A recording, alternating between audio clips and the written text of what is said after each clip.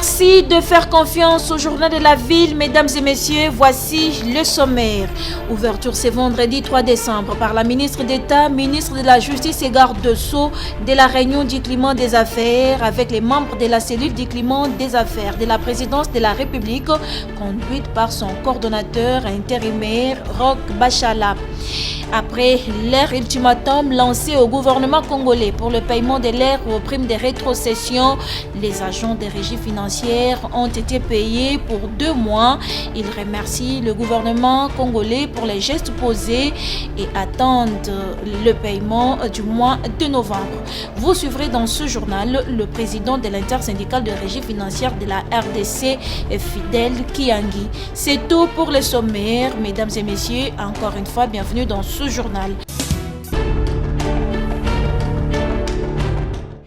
Le gouvernement congolais a répondu à la demande des agents des régies financières, à savoir DGI, DGRAD, DGDA, qui exigeaient leur rétrocession des 3 mois, septembre, octobre et novembre. 2 mois ont été payés à ces agents, un geste que salue le président de l'intersyndicale de régie financière de la République démocratique du Congo, Fidel Kiangi Matangila, au cours d'une conférence de presse organisée ce vendredi 3 décembre 2021 à Kinshasa. Cependant, l'intersyndicale des régies financières attend les paiements de la rétrocession du mois de novembre. Nous remercions le gouvernement et nous pensons que ces derniers vont nous éviter de recourir chaque fois à des menaces pour que les agents soient payés. Nous n'avons pas besoin de ça, nous avons besoin d'un dialogue gagnant-gagnant, des partenariats apaisés. Et que le gouvernement, nous l'invitons à commencer à libérer les rétrocessions des agents et fonctionnaires des régies financières telles que le veut la loi.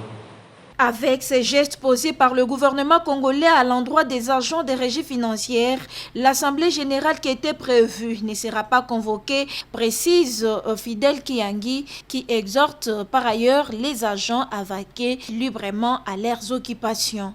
Nous n'aimerions pas revenir encore avec des menaces pour le paiement du mois de novembre. Nous exhortons le gouvernement de payer aux agents et fonctionnaires de l'État des régies financières les rétrocessions du mois de novembre au plus tard, le 20 décembre. Parce que ce sont des Congolais. Ils doivent préparer des festivités de fin d'année avec leurs primes. Et que les ministres des Finances puissent trouver un temps afin que nous puissions nous retrouver autour de la table, qu'ils puissent entendre la voix des agents des régies financières et ensemble trouver des solutions. Parce que le salaire du fonctionnaire, vous le savez, il n'est pas présenté aujourd'hui, c'est un salaire de misère. Donc les agents des régies, les vrais salaires qu'ils ont, c'est la prime de rétrocession. Gratuité de l'enseignement des bases en République démocratique du Congo. Les représentants des organisations de la société civile de la République démocratique du Congo se sont réunis ce vendredi 3 décembre 2021 dans la salle de réunion du cadre de concertation nationale de la société civile pour une analyse approfondie. Cette rencontre a comme objectif l'analyse approfondie du contexte de la situation aggravante de la gratuité de l'enseignement de base qui domine l'actualité suite aux décisions récentes du ministre de l'EPST, Excellence Tony Mwaba, et les arrêtés des gouverneurs des provinces, lesquels ont coulé beaucoup d'encre dans l'opinion. Ces derniers consacrent non seulement le retour en force de la prise en charge des enseignants par les parents, un système de triste mémoire, mais aussi remettent en cause la vision du chef de l'État, son Excellence Félix Antoine Tshisekedi Tshilombo, sur l'application de l'article 43 alinéa 5 qui prévoit la gratuité de l'enseignement primaire. Et après débat et analyse de ces contextes, nous, les acteurs des organisations de la société civile, recommandons au chef de l'État, son Excellence Félix Antoine Tshilombo, président de la République, rester strict sur la mise en œuvre de la gratuité qui a connu des ans durant tout en améliorant l'enveloppe salariale des enseignants comme gage de l'éducation inclusive et équitable. Interdire la mise en application de la circulaire du ministre de l'EPST et des arrêtés de gouverneurs de province consacrant le retour de la prise en charge des enseignants par les parents et d'autres frais illégaux. 2. Au Parlement, initier une question orale contre le ministre de l'EPST, Excellence Tony Mwaba, avec comme motif la remise en cause de la gratuité de l'enseignement primaire. Au gouvernement de la République, annuler sans condition la circulaire du ministre de l'EPST et des arrêtés des gouverneurs de province sur le retour de la prise en charge des enseignants par les parents.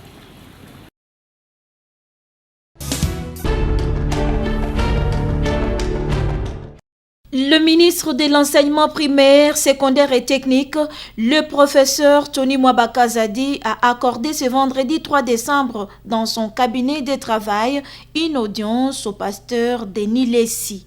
Le responsable de l'église Arche de Noé est venu encourager le ministre de l'EPST dans sa lourde tâche lui confiée par le chef de l'État, celle de s'occuper de l'instruction de la jeunesse congolaise.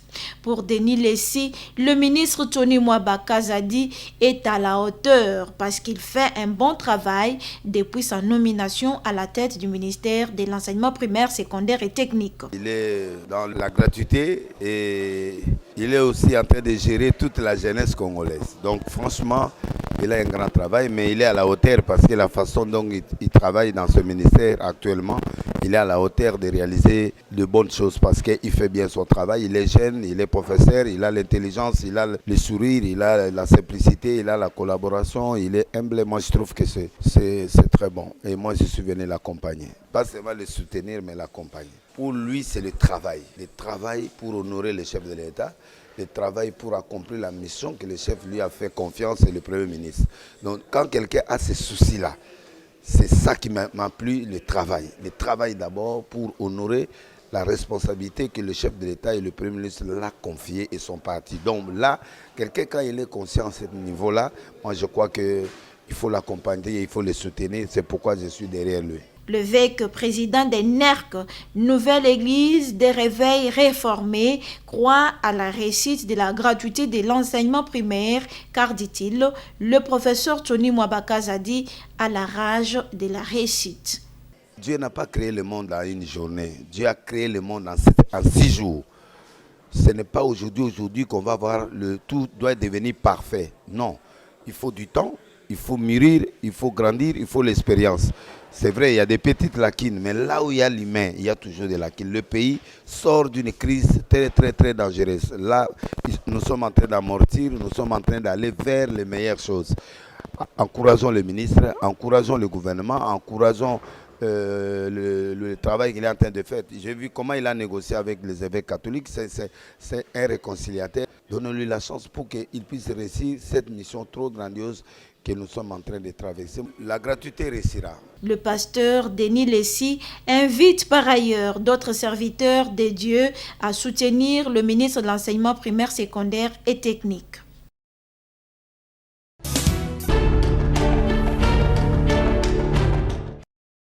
Déjà plus de 200 cas de contamination à la COVID-19 en République démocratique du Congo. La 4e vague est à craindre. Nous pouvons l'éviter en respectant les mesures barrières et en se faisant vacciner. L'incident manager au secrétariat technique de la riposte contre la COVID-19, le professeur Steve Aouka, au cours du point de presse hebdomadaire du professeur Mouyembe. Aussi longtemps qu'il va demeurer des cas à l'extérieur du pays, aussi longtemps que nous allons continuer à être en interaction par différentes voies, essentiellement par la voie aérienne, il y aura des menaces pour notre pays. À partir de début novembre, nous avons commencé à remonter petit à petit avec plus de 100 cas par semaine. Et aujourd'hui, nous avons, au moment où je vous parle, un peu près de 200 cas par semaine, ce qui montre que nous avons commencé à remonter. Et cette remontée se sent également au niveau des hôpitaux, où nous avons commencé à avoir des cas hospitalisés. Cela, effectivement, fait craindre la menace d'une 4e vague. Interrogé sur le variant Omicron constaté dans l'une des provinces de l'Afrique du Sud, l'incident manager explique. On cite des variants que vous connaissez, les alpha, les bêta, les delta et maintenant les Omicron, mais il y a beaucoup d'autres variants que vous ne connaissez pas, comme les gamma, les iota et ainsi de suite, qui circulent et ne causent pas des dégâts comme l'a fait les autres, comme en l'occurrence les delta. Et c'est le cas des Omicron qu'on a constaté dans une province en Afrique du Sud et où on a vu qu'il a été associé à une fréquence anormalement élevée d'infection chez les populations jeunes dans les écoles. Et en analysant, on trouve que c'est une nouvelle souche avec des mutations. Mais ça reste sous surveillance et c'est ce que nous aussi en RDC nous allons faire. Nous allons renforcer notre surveillance de manière à ce que, au cas où ça pourrait créer des problèmes, qu'on soit prêt à minimiser. Raison pour laquelle la vaccination s'avère importante, poursuit-il. Toutes les maladies sont gérées par la vaccination. La rougeole, la polio, la fièvre jaune. Donc la vaccination reste un outil important pour qu'on puisse endiguer cette pandémie.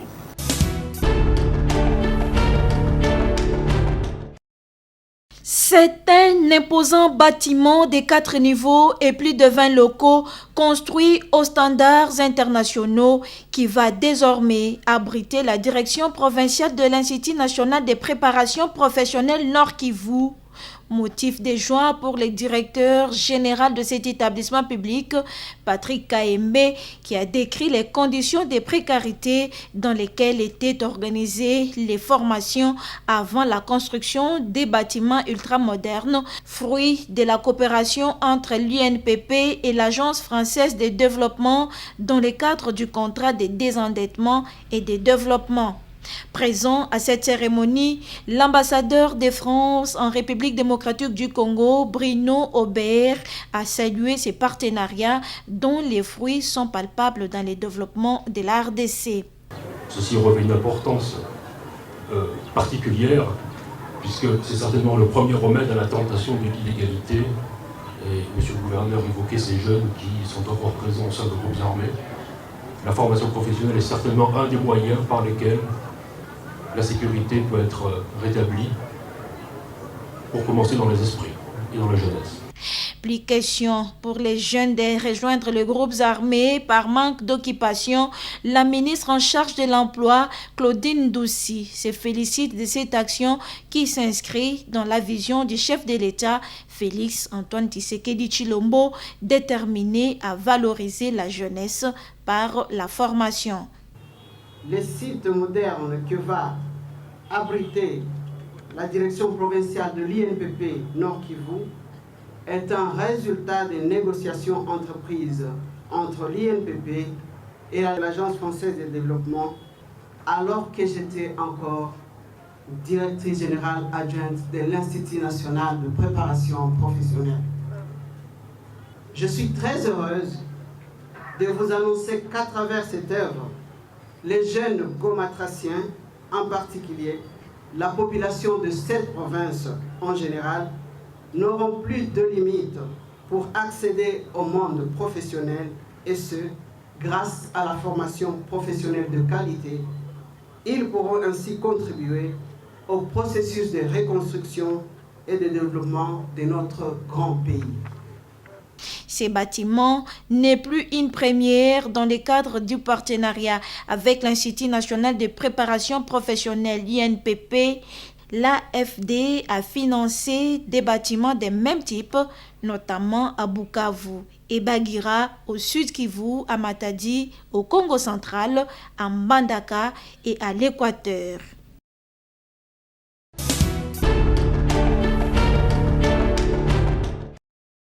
Congo Hold Up, une enquête qui continue à éclabousser les camps du FCC.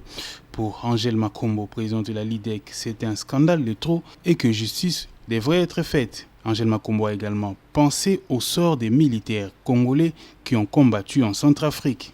au moment où nos militaires qui sont allés servir sous le drapeau onusien, donc pour l'humanité, attendaient impatiemment leur argent, on leur dit non, on les menace. Et nous apprenons aujourd'hui ce qu'est devenu ce pécule. C'est absolument choquant. C'est un scandale de plus, un scandale de trop. Et c'est pour ça que quand on dit parfois Bofuta, Pakou, etc., les impôts, il y a des gens qui font de la résistance. Ils disent, mais après tout, cet argent ira où? Dans la poche de certaines personnes. Non, c'est absolument choquant. Et il ne faut pas se limiter à l'enquête, il ne faut pas se limiter au scandale, au choc que nous pouvons avoir, au sentiment que nous pouvons avoir. Il faut que justice soit faite. Le président de la LIDEC, Angèle Combo, salue le rapprochement entre l'Église catholique, l'ECC et le président de la République démocratique du Congo, Félix Antoine Tshisekedi Tshilombo, et demande aux Congolais d'être vigilants, même avec Denis Kadima à la tête de la CENI. On va peut-être avoir une période avec un peu plus de sérénité, parce que même si on n'a pas un consensus total, mais l'Église catholique, les protestants représentent une grande partie de la population congolaise. Et cette CENI qui n'était pas acceptée par eux posait quand même problème, même si la procédure de nomination du leadership de la CENI avait été respectée. Le chef de l'État leur avait laissé assez de temps pour se décider, etc. Et moi, je l'ai toujours dit, même avec M. Kadima à la tête de la CENI, eh bien, les Congolais doivent être vigilants, doivent demander des comptes. Et nous, en tout cas, mon parti, la Ligue des démocrates congolais, nous serons vigilants.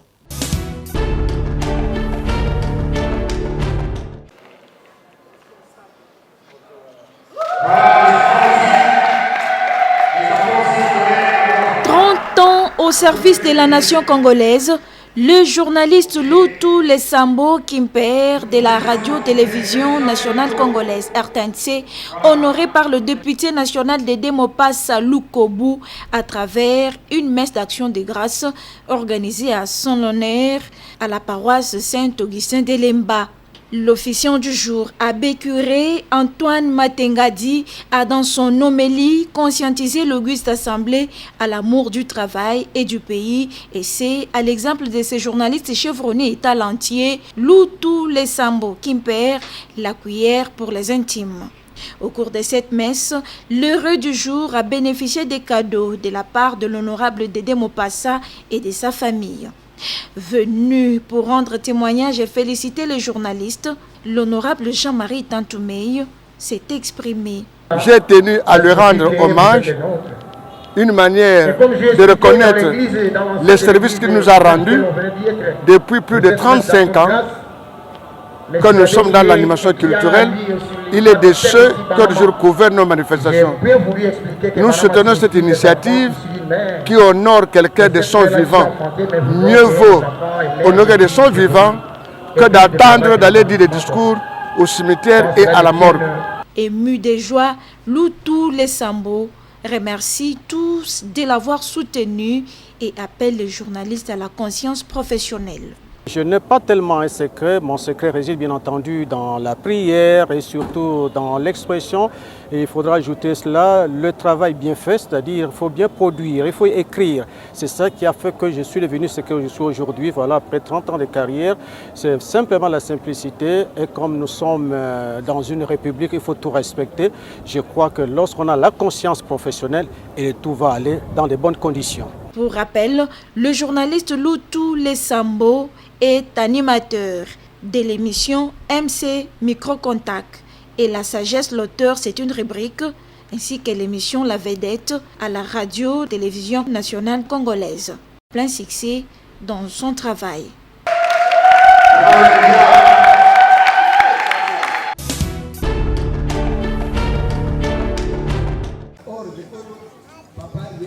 Le dimanche 28 novembre 2021, la paroisse communale de l'église Kimbangiste à Kisenso a vibré au rythme d'un culte inhabituel. En effet, 3 sections fortes de Kisenso, Lembagar et Lembaimbu ont eu à s'affronter dans le cadre de la collecte de fonds et biens dit Ntintani pour la construction d'Enkamba Jérusalem. C'est la cellule du quartier Mission dans la commune de Kisenso qui l'a emporté en ayant offert un peu plus que les autres. Les prédicateurs du jour, le diacre Éric Koulongo a exhorté le peuple de Dieu à espérer au Créateur. Prédication tirée des livres de Psaume 46, 1 à 12, Jean 2, 1 à 11 et Exode 21 à 17. À son tour, le pasteur communal de Kisenso, Bamatula Joseph, a exhorté le peuple de Dieu en rapport avec les messages du jour donnés par le diacre Éric Koulongo. Le 8 novembre 1992, eza mokolo oyo papa Fumambanza yalongekana Salomon Koulius apesaki date oyo tosengaka bolimbisi. Nzokande le 9 novembre 1959 eza mokolo oyo atiaki signature na mokanda oyo banoko balobaki ete esengeli lingomba ebima libanda. Le 10 novembre 1964 accident na ye ya Yambo awa na Ntampa to na Voltaire kaka mois de novembre. Le 14 novembre 1996 toyebe tezambala ya liboso atika nkamba Yerusalemi ayaki na biso na Kinshasa pendant 11 mois. Nzokande le 15 novembre 1952 toyebi elaka ya papa folo na yanakuntima na tata na ye ete okosala mobembo mais okokende kokufa. Réponse tozwaka ngo na 58. Donc batata pe bamama tala monene ya sanza oyo tozali. Le culte dominical a pris fin dans une ambiance totale, animée par la flûte centrale. Entendez la flûte kimbaniste réunissant tout le grand de cette église au centre d'accueil de Kassavubu. Cette délégation avait été conduite par le président général Massamba.